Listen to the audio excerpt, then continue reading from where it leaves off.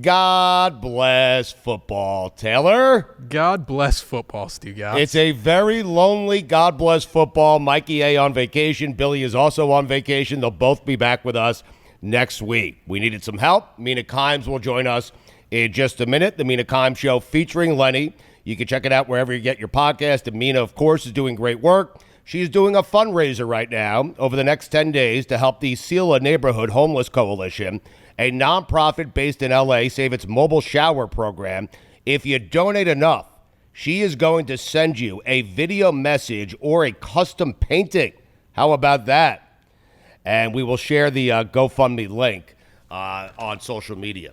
That's pretty cool, getting a message from me. Yeah, that's a heady play by her. Are you going to make a donation? Yes. No, you're not. Yes, I will. You're lying to me. I want the custom painting. I have to clarify with her how much do I have to donate to actually get the custom painting, and then it would be a great prop on the set. Let me tell you what's going to happen. She's going to tell you how much it is. You're going to commit to it. She's going to tell you how much, and then you're going to ask me, Stu, can you make the donation so I can get a video message from Mina or a painting?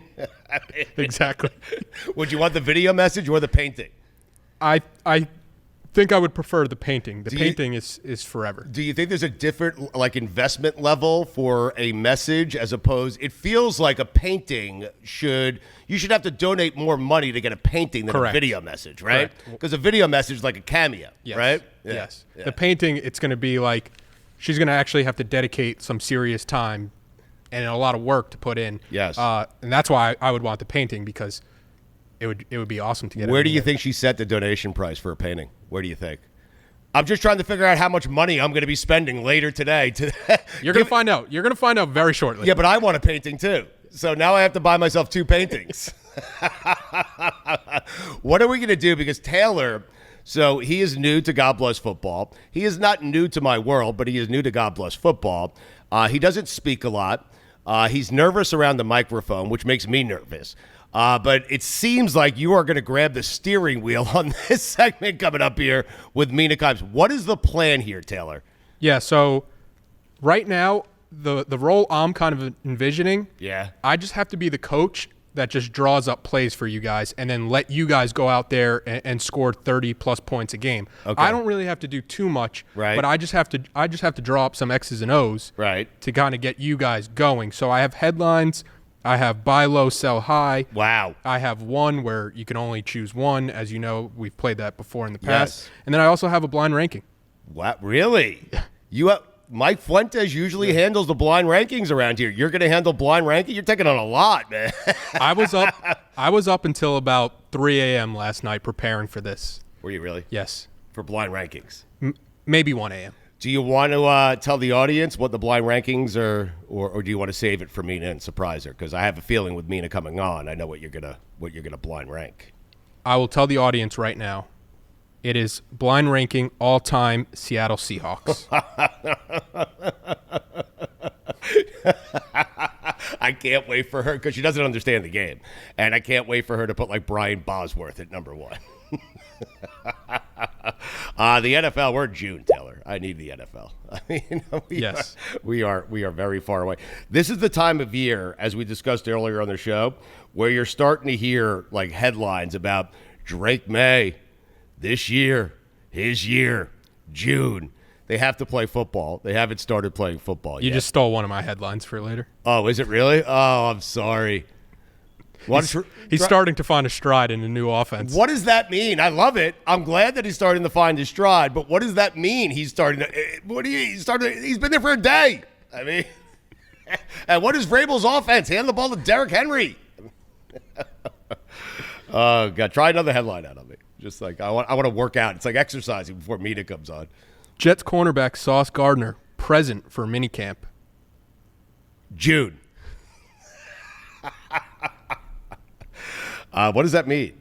Seriously. Why is that a headline? Because it's June? Because he's seeking a new deal. Right. So I think the assumption was maybe that, hey, Sauce is going to skip out on this minicamp. Right. But this is, I think why it became a headline is you bring in Aaron Glenn, you kind of need that culture change shifting over from Robert Saleh and Aaron Rodgers. So maybe Aaron Glenn has the boys in the right direction. Yeah, maybe he doesn't, though. I mean, Was it Jermaine Johnson who said, I can't wait for the Aaron Rodgers game? Does he not realize how this works yet? How long do you have to be there? Now, I think he's only been there like 3 years. But how long do you have to realize how it works for the New York Jets? Because let me tell you how this is going to work. The first game of the year is Pittsburgh at New York. If it was New York at Pittsburgh, okay, Aaron would have a decent game. But the fact that this game is being played in New York means Aaron Rodgers will go for 7 touchdowns, 0 interceptions, 355 yards, and he will not play a better game the remainder of the season than he does in week 1 against the New York Jets. That's what he's looking forward to. He's looking forward to Aaron Rodgers walking into MetLife, 7 touchdowns, no interception, 355 yards, walks out. He does it all with a wedding band on, and he walks out. He got married. He walks out, and that's it. He will not have a better game the remainder of the season than the game that he has against the New York Jets week 1. I promise you. It is the rare game that both teams have circled. The rare week 1 game that both teams have circled. You normally don't have to circle a week 1 game, but both these teams do. I am being told here by Mina she has not received the link yet. I did email it, and I did text it to her. Okay. So she should be on any. She's blaming you right now. Hand up, I sent it to the wrong email. Did you? Did you really? Yeah. You sent Mina Kimes. Hello. The #1 football voice in America. You sent it to the wrong email address? Yeah. What's up, guys? Hi, Mina. Hey, Mina. Hey. How are you? Oops. I'm good. How are you? We're doing good. Sorry about that. This is one where I just have to put my hand up and say, hey, I messed up. I sent it to the wrong email. She texted me, hey, I don't have the Zoom link. Are you near your producer? I wrote back, he said he sent it, and I do need a producer. Who'd you send it to? Now I'm worried. I know. Someone's getting a Zoom. Someone's going to zoom into this, Mina. Is there a MK out there? A different Mina, you know? I could explain it offline how. Offline. I don't want to say any emails. I'd prefer you. I don't want to say any emails. Who'd you send it to? It was with an ESPN I put. Oh, I see. Yeah. Yeah. Okay. So That's all right. Hand up. Have we figured out who Aaron Rodgers' wife is? David Bakhtiari. Jordy Nelson. Let me rephrase that. Do we think she exists? Wow, that's a great question. Channel, you're the expert on lying. Well, listen, it's amazing because there's a chance that she doesn't, and this is the only person I can say that about is Aaron Rodgers. Like, put it on the poll. Does Aaron Rodgers' wife exist? Yes or no? It's why? Very mysterious. Well, why? What are you? He's mysterious, though, right? Yeah, I think intentionally so, but nobody knows anything. I think he said her name was Brittany. Really? It's a juicy story. She doesn't have social media. She lives in Canada. Really? No, that last part was made up. Yeah. Do we have a Manti Te'o situation going on right now? It's been hypothesized in a few group chats. Which ones, Mina? Not going to say which. I think she exists. I do. I think this is a real person. Okay. Question is, will we ever see her? I don't know. How do you feel about the marriage between Aaron and Mike Tomlin? The more important marriage in his life. Is it though? I don't know. Fine. It'll be fine. I have trouble working up strong emotions about this signing. You watched the guy for the last year. Yeah. What are your takes? I watched him for a year and 4 plays. I didn't gather much out of the 4 plays. The last 10 games of the year, I have to tell you, they were meaningless games, but he did play pretty well. I mean, so I'll give him that. It's a better coach team. I do find this funny. This is the most stable organization in the NFL. They've had 4 coaches. They've had the same owners, yet they cannot find stability at the most important position in sports with this great head coach in Mike Tomlin. But it's a great example of how in NFL, if you're too good, it's hard to get a quarterback, right? Yeah. And this is some of the frustration I think with Steelers fans have. with the winning record and the playoff losses is they're always good enough to get in or to be competitive, and they're not bad enough. They're not good enough to be, a Super Bowl contender or to compete with even two teams in their own division. But then they're not bad enough to go get a quarterback. And they tried, right? They drafted Kenny Pickett in the first round a few years ago. Obviously, that didn't work out. I think with Rodgers, I agree with you. He was not awful last year. He still has good arm strength. Yes. I think the mobility's kind of shot. Mm-hmm. If he was on the Vikings, I'd probably say, yeah, this is a serious team. But the Steelers, I understand they have good defense and they made the playoffs last year. It's not a great receiving group. No. Pairing with the coordinator is a little weird to me. I think it'll probably look like a little bit better than last year, but you're in a division with Joe Burrow and Lamar Jackson. Is a little better enough to make a difference to anyone? Really trying to get a quarterback is not getting Kenny Pickett. Really trying is just going 1-16 one year. Okay, that's what they need to do. Pittsburgh needs to go 1-16, and they're never going to do it with this head coach. Okay, let me ask you: do you think your Jets are in that position with Justin Fields to be in the mix for one of the dudes next year? Yes, I do. The fact that we're calling this a double revenge game, Justin Fields is not good enough to have a revenge game against anyone. He's not exacting his revenge against anyone. And yes, I think Justin Fields is the perfect quarterback in a division that has Josh Allen for the Jets to be really, really bad, get like 2 or 3 wins and have a top 5 pick. And it is a good quarterback class this year. So I think you might be aligned with me on my Jets take. Okay. Wow, this is exciting. Wow. I love it. I love that they took a hard look at the team and said, you know what? We're going to sit this year out at quarterback. I mean, you signed but I'm just saying, like, right? No, there's like a self-awareness right now with the franchise. Like this organization was kind of left in tatters by what happened over the last couple of years. Let's just take a beat, rebuild, get things fixed, and then we can try again next year. I think that's really good. So do I. The problem is they'll draft a quarterback who'll wind up in Seattle 7 years from the time that they draft him, Mina. That's true. Yeah, right. Do you trust? Yeah. How do you feel about Aaron Glenn? Are you liking the Bible study? So, I'll pass on that, on the Bible study. What I will tell you is that I like that Aaron Glenn, this is a dream job for him. Like, if this is his last job in the NFL, Aaron Glenn is going to be happy that this is the last job for him in the NFL. He wants to be the Jets head coach. There are not many people out there who want to be the Jets head coach. This guy wants it, and he never wants to leave it. And so I guess I'm grateful for at least having that. Does that make sense? Yeah, and he seems like a great guy. Like, everybody who's been around him really likes him, players, coaches. I think the defense really dramatically underplayed their talent level last year, and I think he can get that ship turned around. So I liked this hire a lot. I just hope that they have some patience with him this year. We'll see. Taylor has a game that he'd like to play with us. Now, Billy is not here. Mikey A is not here. I have left Taylor in charge of this operation, God bless football, for the week. I trust Billy normally with questions. I trust Mikey A slightly less, but I still trust him with questions. Taylor, I don't trust at all. So, Mina, my apologies in advance for how I think this is probably going to go, but we're going to give him a shot here, okay? Okay. All right. Go ahead, Taylor. So you're going to read us headlines here, and you want me and Mina to react. Yes. All right. In an effort not to speak over each other, Mina, you always go first, okay? Okay, all right. I sound like Le Batard. I should sound like Le Batard. But by the way, you can talk as slowly as you want, okay? Okay. All right. Taylor, just make sure you send the questions to me and not to a different person. I think he's just going to read them to you right now. Nice. Go ahead. The first headline, Trey Hendrickson will not attend Bengals mandatory minicamp. And so just you want my take, right? Yes. Just my take. Yes. God, the Bengals have bangled this one because you guys know this. I mean, Trey Hendrickson, and not just the NFL sacks leader last year, but the Bengals got 0 pass rush contribution from anyone else. They have nothing in that department without him.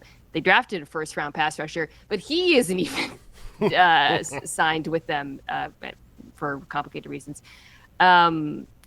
His only holdout or leverage, is actually holding out. It seems like he's willing to actually do it, and sacrifice the money that goes along with that.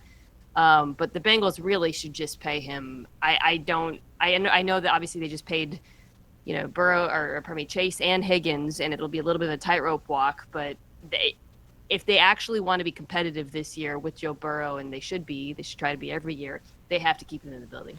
Mina, how old is Trey Hendrickson? He's like 31 years old, isn't he? I think about 30, yeah. I mean, the defense was bad with Trey Hendrickson last year in his 17.5 sacks. Like, I understand the Bengals. I would not forgive them if they didn't sign Jamar Chase or they didn't sign Higgins or they didn't get the Burrow deal done years ago. Of course, that was an obvious one. I can't blame them on this one because even with him and his 17.5 sacks, that defense was lousy last year. And so why give him the big money that he wants? He should hold out. He'll get it. He'll get it from someone. But why the Bengals? I mean, what is this logic? Everybody else was so bad and you were the only good thing, so you have to take the blame for everybody else? Well, so hear me out. Truly Stugotzian. Well, if you're 31 years old or 30 years old and you're coming off your best season, 17.5 sacks, and you want big-time money, if you're the owner of the Bengals, would you give that guy big-time money at the age of 30? I would. So the devil's always in the details, right? Yes. If they could do a short-term contract that's lucrative, then yes. Okay. I would not want to lock him up to a very long-term deal. But he was really good. I mean, he showed no signs of slowing down last year. And the pass rushers can still be good in their early 30s. It's an interesting position that way because there's so much technique to it, So I would do it. The thing is, like, without him, there's the defense. Yeah, they were terrible. People always say, like, you can't get worse than terrible. Yeah, you can. What would be worse? Can. You can. Okay. There is a level that is worse than terrible. Yes. Okay. Yeah, what would that level be called? Do we know? Hell. Hell. Art Briles. Yes. Go ahead, Taylor. Patriots Drake May starting to find a stride in new offense. Oh, who cares?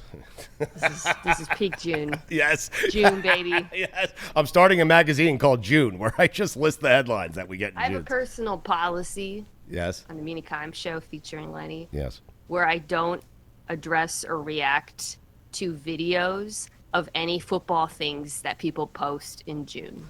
Really? I don't, when they do the slow motion, wow, like Shedeur Sanders is really slinging it. It's like a 10-yard out or something. Right. And they got music over it. Or conversely, like a guy throwing a bunch of interceptions. Don't care. Okay. Don't care. Don't show me anything. What are your overall feelings though on Drake May and the Patriots? Because I do feel like they're in a bad division with the Dolphins and the Jets. The Bills are obviously good. I feel like the Patriots are one of those teams that could sneak into the playoffs. I don't know about that because I think the AFC is really tricky. But I'm very high on Drake May because I thought he was in the worst situation in the entire NFL last year. And I like some of the choices they've made. I think that the general competence of this coaching staff will help as well. They're going to make, like, I thought, man, like was an incredible athlete last year, made some really impressive throws under pressure, and like showed a level of resilience that I'd be pretty excited about if I was a Patriots fan. Cardi B is at practice. When was the last time Cardi B or anyone like Cardi B showed up in Foxborough? So I know I'm optimistic about Drake May. I do like him a lot. All right, next question, Taylor. Jets cornerback Sauce Gardner is present for minicamp. He's present. You want Mina to react to the fact that he is present. He was looking for a new deal. We mentioned it before. Maybe this is the culture change that the Jets needed. Yeah. Mina, didn't you have Sauce Gardner as your most important New York Jet, not a quarterback, right? I did, yeah, because we all know it's very likely Justin Fields is in the quarterback next year. They're figuring. As I said, I like the fact that they're kind of just resetting, but to feel good about this team in the direction, I do feel like you want Sauce Gardner to look more like he did his rookie season when he looked like one of the best corners in the NFL. He wasn't terrible last year. He wasn't bad even. Just really struggled with tackling, I thought, Stu. But, this is a contract year for him. And if I'm a Jets fan, I'm happy that he's showing up. Yes. That he's using this opportunity to prove that, okay, I am that dude I appeared to be early in my career, one of the best corners in the league. If you did the Jets and quarterbacks did factor into the equation, I think Sauce Gardner would still be the most important person on the Jets, right? Yeah. Yeah, and you want, like, I think when you look at, like, rebuilding teams, what you want, the goal of the Jets this season is not to get into the playoffs. Yes. The goal is to say, hey, these are the guys we're building around. Right. And he should be one of those guys. Yes. The goal of the Jets is to go 1-16. What do you got next, Taylor? The next game is one. You can only pick one. It's pretty self-explanatory. Yeah. Okay. But a couple running backs signed one-year deals this week. Who makes a bigger impact this year, Nick Chubb with the Texans or J.K. Dobbins with the Broncos? I like that. That's a good question right there. Really? J.K. Wow, Dobbins. you were quick there, Mina. Very quick there. Some of that is situation. The Broncos have one of the best, maybe arguably, well, no, not the best, but they're one of the probably like 3 or 4 best run blocking offensive lines in football. It's a great situation. I think he last year with the Chargers showed some stuff, showed more than Nick Chubb did, obviously coming off the injury. Texans are a terrible rushing situation for any back, so I'm going with Dobbins. All right, I'll go Dobbins as well, but I do want to ask you a quick follow-up here with the Broncos. Are the Broncos a team for you in the AFC that could not only, for me they are, not only sneak into the playoffs, they can make some noise once they get to the playoffs. I think that's a really good team with a good coach. If they were in the NFC, I'd feel a little better about it. I definitely think they're a playoff team. I just feel like they're still a tier below the likes of the Bills, the Ravens, the Chiefs, the big 3 for me in the AFC. So it's hard for me to imagine them beating one of those 3 teams. All right. What's they next? They are good, though. They are good. They're very good. What's next, Taylor? You can only pick one. What quarterback has the most to prove this season? Justin Herbert, Caleb Williams, Trevor Lawrence, Sam Darnold. Wow. Herbert. Wow. Really? I'm going with Herbert. You were quick there, too. What were the choices? Sam Darnold? Sam Darnold, Trevor Lawrence, Caleb Williams, Justin Herbert. Trevor is close. I call Trevor Herbert East. Yes.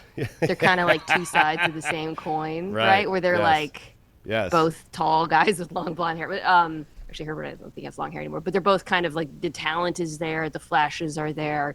The film nerds love both of them. But then there's been some tough performances in moments where it mattered. There's also context. They haven't always had the best circumstances. I think both of these guys have good circumstances this year, so both need to produce. All right, I would say it's Trevor Lawrence. I mean, the number 1 overall, pick in the draft. He was the next great quarterback. He now has a weapon. I mean, the ultimate weapon.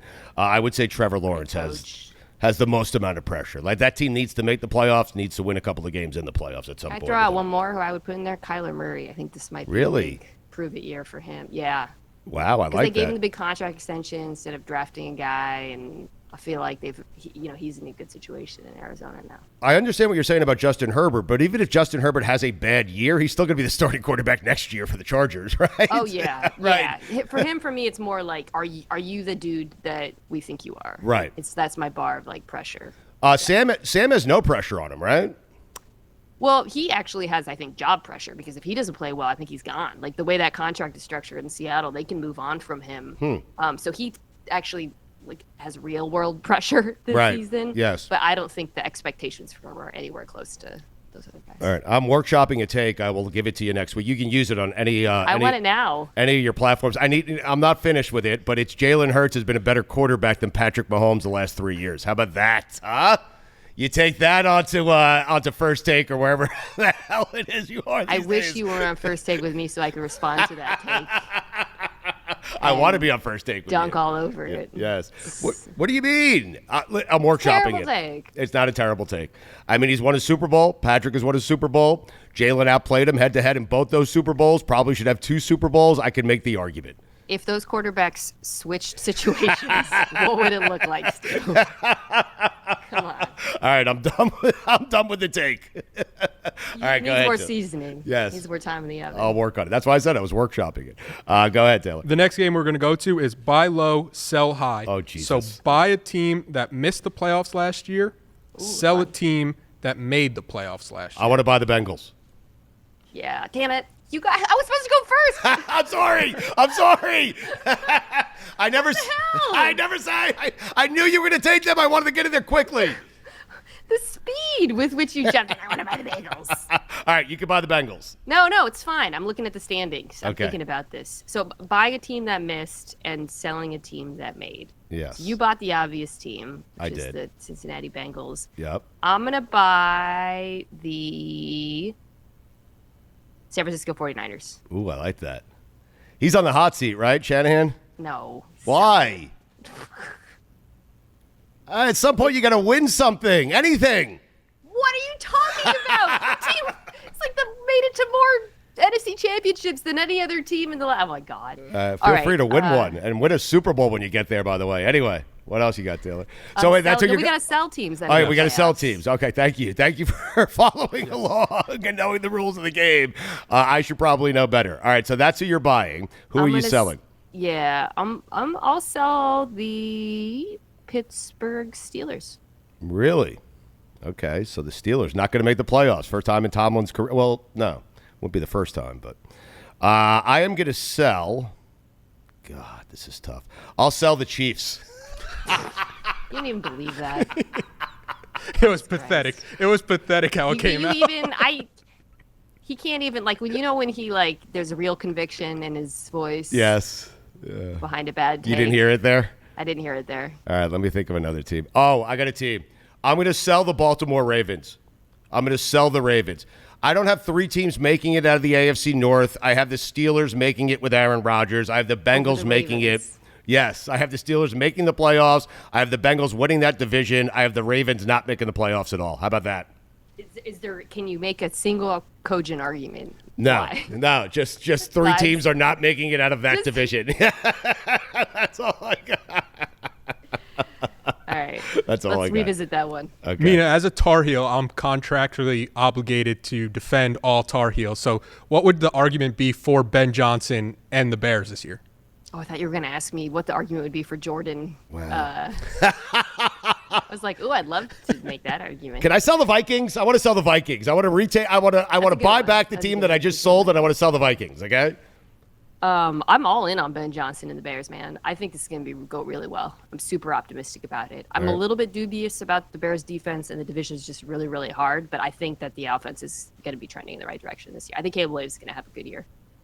And then the last thing I had, being a Tar Heel, I have a small qualm. I love your podcast. It feels like sometimes you go out of your way to not talk Mac Hollins. Like, Mac Hollins is a guy I think we need to show more love. Are you kidding? Okay. Homer! Mac Hollins.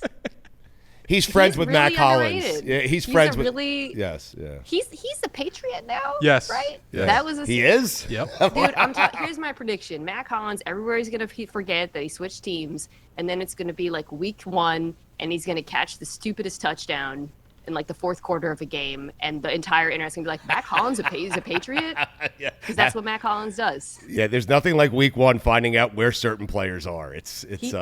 He is also like the guy who, like, you lose to someone in your fantasy league because they're streaming fucking Mac Hollins. Yes. He is the prototypical that guy. Yes. Mina, can you promote your fundraiser? We promoted it before you came on. We have questions about it. Yes, but we do have a question about it before we let you go here. Yeah. So SELA is an organization that I work with a bit in East Los Angeles that basically does fantastic work providing resources to the homeless community in this part of LA. Food, drop-in centers, transportation, help navigating like legal and housing system, which is obviously very complicated. And so there was a cut to the city budget. They have this great mobile shower program that they run at a couple of their sites that it's just so important, honestly, to people who live here and who are unhoused to have the ability to take a shower. And it's like such a small thing, but it does so much for people. So I wanted to raise money specifically to help them keep this program going. And we've already raised enough to keep it going for 8 months, which is crazy. Awesome. And I'm like so blown away by it. But anyways, I have links on all my socials. If you donate, this is so stupid. If you donate $60, I'm going to make a cameo video. You can ask for anything. Wow. Okay. Anything. So if you guys want to do a show cameo, you can request any take from me. I'll say whatever. Oh my God, this is great. And then $575 gets you a painting.